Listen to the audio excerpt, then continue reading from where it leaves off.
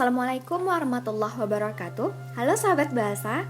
Indonesia merupakan negeri yang kaya, baik dari segi keindahan alam, keunikan warna kulit, ciri khas adat istiadat, dan budayanya yang beragam. Salah satu bentuk kekayaan budaya Indonesia adalah kaya akan bahasanya. Tercatat ada sebanyak 718 bahasa daerah yang ada di tiap wilayahnya, dan itu tentunya yang menjadikan faktor kentalnya kearifan lokal pada setiap daerah di Indonesia.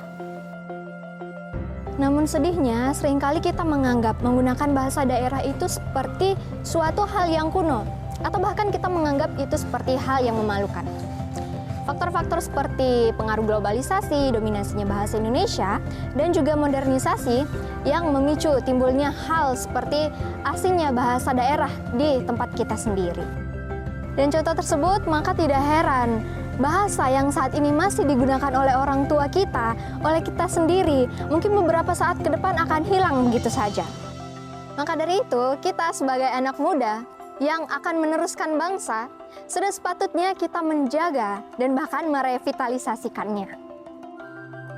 Revitalisasi bahasa daerah merupakan upaya untuk memperkuat, melestarikan, dan juga mengembangkan bahasa-bahasa daerah. Ini merupakan langkah penting untuk memelihara keberagaman bahasa dan budaya di suatu wilayah.